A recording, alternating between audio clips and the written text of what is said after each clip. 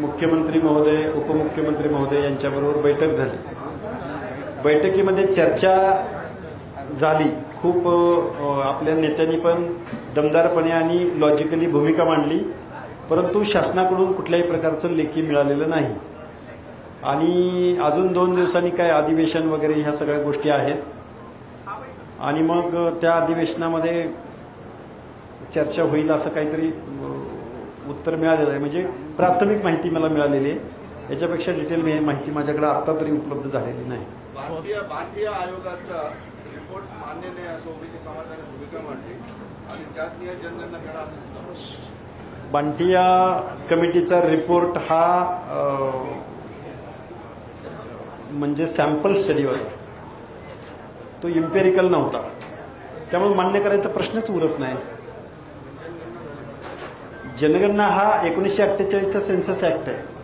तो 1948चा सेन्सस ऍक्टबाबत जोपर्यंत संसदेमध्ये अमेंडमेंट होत नाही तोपर्यंत जातनिहाय जनगणना होणारच नाही, हे करूच शकत नाही। पण याच्या पलीकडे जाऊन सोशो इकॉनॉमिकल स्टडी ज्या पद्धतीने बिहारमध्ये होतो, ज्या पद्धतीने छत्तीसगडमध्ये होतो, ज्या पद्धतीने साऊथच्या स्टेटमध्ये होतो, त्या पद्धतीनं पुरोगामी म्हणून मिरवणाऱ्या आणि फुले शाहूंचं उठसूट नाव घेणाऱ्या फुले शाहू आंबेडकरांचं सरकारला का सोशो इकॉनॉमिकल स्टडी करावा असं वाटत नसेल, या प्रश्नाचं उत्तर सुद्धा मला शासनानं दिलं पाहिजे। ओबीसीसाठी मंत्रिमंडळात उपसमितीची सुद्धा मागणी केली, उपसमिती झाली पाहिजे, अजून न्यायिक सल्ले घेतले गेले पाहिजेत। जे फॅक्ट अँड फॅक्च्युअल आहे, म्हणजे जो स्टडी आहे, नोकरीमधलं प्रतिनिधित्व ओबीसीचं किती आहे, ज्युडिशरीमधलं किती आहे, एज्युकेशनमध्ये कट ऑफचं प्रमाण या महाराष्ट्रामधलं भटक्या विमुक्तांचं ओबीसीचं किती आहे, हायर एज्युकेशनमध्ये किंवा महिलांचं शिक्षण हे या महाराष्ट्राच्या टोटल महाराष्ट्रामध्ये आमच्या ओबीसीचं काय परफॉर्मन्स आहे, हे कधी कळणार आहे या महाराष्ट्राच्या मुख्यमंत्र्याला आणि या लोकांना, प्रशासनाला। आणि या गोष्टी जोपर्यंत कळणार नाही तोपर्यंत तुम्ही यांना कसा सामाजिक न्याय देणार आहात मुख्यमंत्री महोदय? सूचना आणि हरकतीबाबत श्वेतपत्रिकेची सुद्धा मागणी केली मी मागणी।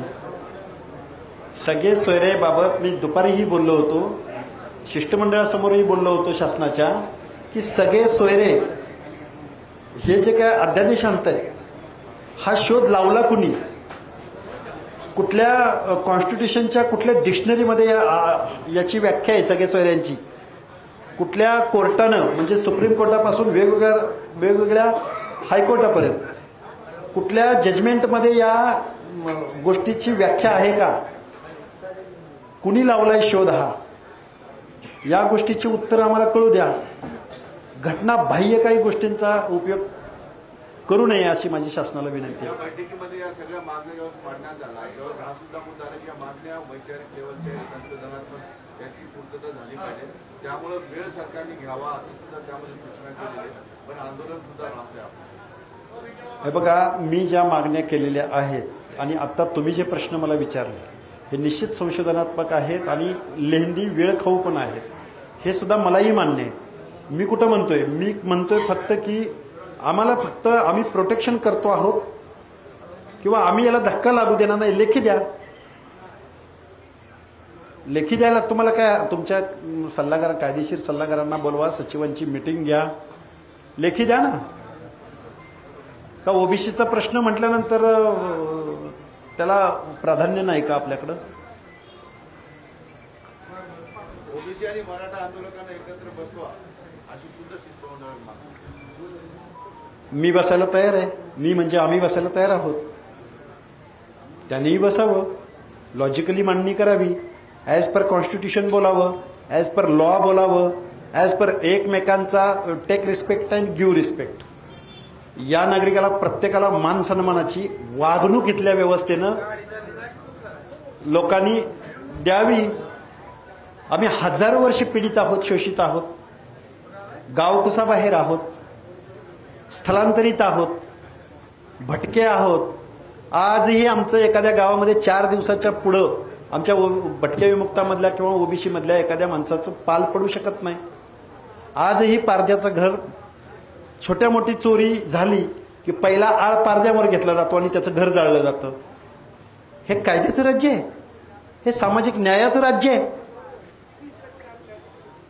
आजही हॅबिच्युअल अपेंडर्स ऍक्ट हा प्रत्येक जिल्ह्याच्या पोलीस स्टेशनकडून या गोष्टीचा PSIचं ट्रेनिंग असेल किंवा पोलीस अधिकाऱ्यांचं ट्रेनिंग असेल, त्या हॅबिच्युअल अपेंडर्स ऍक्ट इंग्रजांनी बनवलेल्या त्या कायद्याचा सराईत गुन्हेगाराचा कायदा आहे की एखादा गुन्हा घडला तर पहिल्यांदा पारद्याला, बेरडाला किंवा गुन्हेगार जमाती आमच्या विमुक्त जमातीमधल्या आहेत त्या लोकांना पहिल्यांदा पटकन अटक केली जाते आणि त्यांना तुरुंगात डांबलं जातं.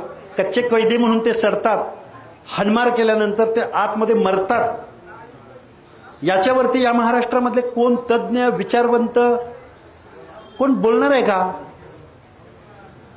एकंदरीत या सगळ्या गोष्टीवर तुम्हाला वाटते काही बैठक सकारात्मक दलीकरण बैठकीला आलेल्या लोकांनी सकारात्मक मला मला मला प्रथमदर्शनी थोडीच माहिती मिळालेली. काय काय बोलणं झालं, कुणी कुणी काय भूमिका मांडल्या किंवा आमच्या मागण्यांचा काय विचार केला का शासनानं याची मला कल्पना नाही. मी थोडीशी माहिती घेऊन परत अजून याच्यावर सविस्तर बोलेन. ठीक आहे. मराठ्यांना जर धोका जर दिला तर विधानसभा निवडणुकीत आम्ही सगळ्यांना पाडू, सत्ताधाऱ्यांना पाडू असा इशारा म्हणून मला एक म्हणायचं आहे साहेब, हे बघा, सामाजिक न्यायाचं धोरण, कॉन्स्टिट्यूशन मधली तत्व, सामाजिक न्यायासह समता आणि निवडणुका असा मेळ घालू नका पुढाऱ्यांनो. ज्यांना आमदार, खासदार, मंत्री, ज्येष्ठ नेते, सर्व पक्षाचे अध्यक्ष, हात जोडून विनंती आहे, सामाजिक न्यायाच्या धोरणाबाबत तडजोड करू नका. निवडणुकांमध्ये मतं मिळवण्यासाठी वोट बँक जाईल म्हणून प्लीज निवडणुकीच्या काळात फक्त निवडणुकीचा विचार करा, पण सामाजिक न्यायाचं धोरण, कॉन्स्टिट्यूशनला बाधा पोचवू नका.